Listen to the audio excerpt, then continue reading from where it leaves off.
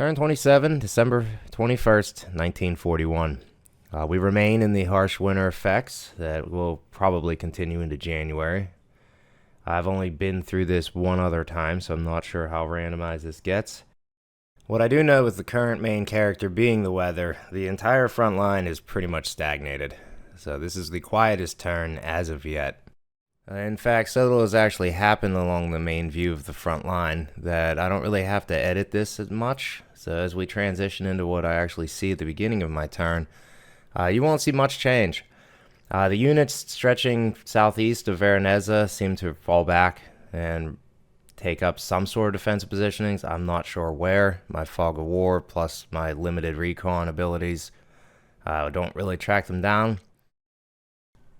Shifting focus down to the southern region, though, this is where all the combat happened on his turn. My units on the western edge of the Caucasus mountain range come under a limited fire. There's a cavalry division that's get routed there, but it was badly decimated anyways and kind of sent out as a blocking force.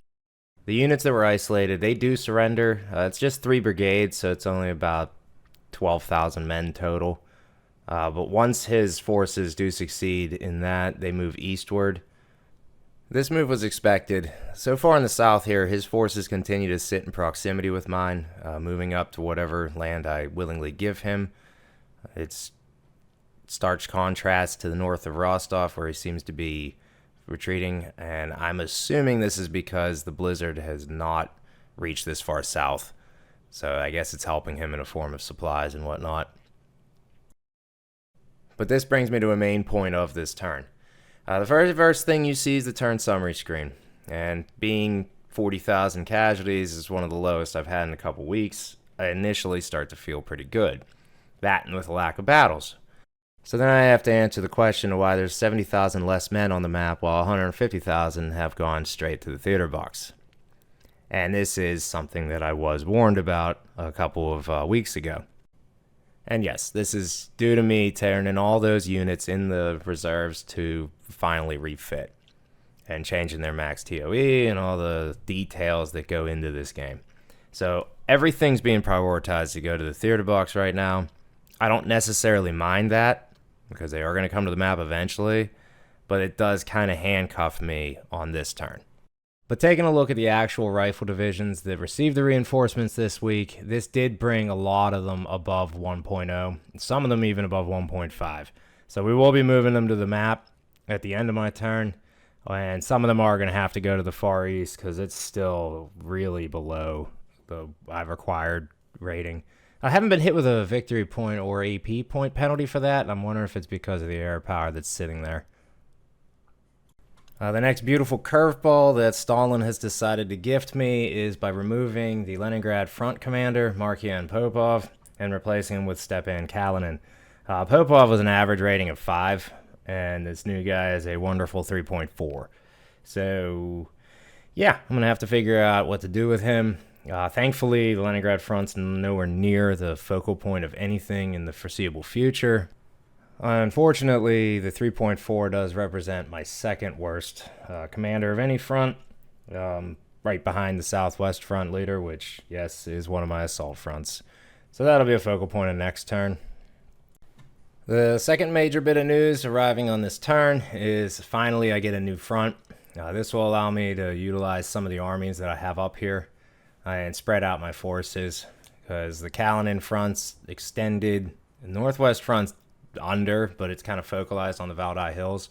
So I'm most likely going to put the Volkov front in charge of that and move the Northwestern front more towards Moscow.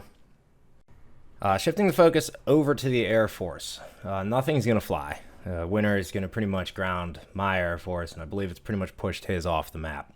But production-wise, the MiG-3 is no longer being built.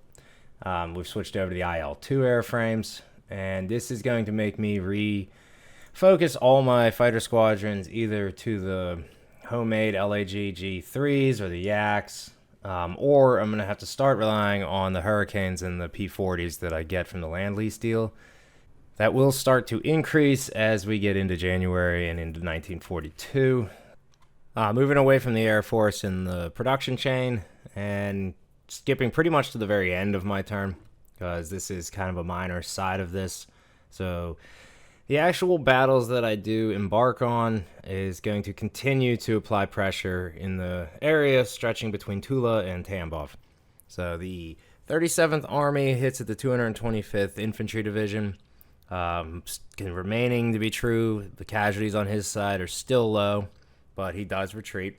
The 43rd hits at two divisions, the 122nd and the 161st. And the results are similar. Would love to move forward in on this, but due to the fact of the reinforcements not coming to the map, which is something I have changed, this next turn I should see a much better job at bringing things onto these divisions, so that hopefully I could do a sustained attack and push him once and for all away from the city of Tambov itself. Reaching the main point of this turn. Turn 27 is the first time in the war that the Soviet player gets an influx of 150 administrative points.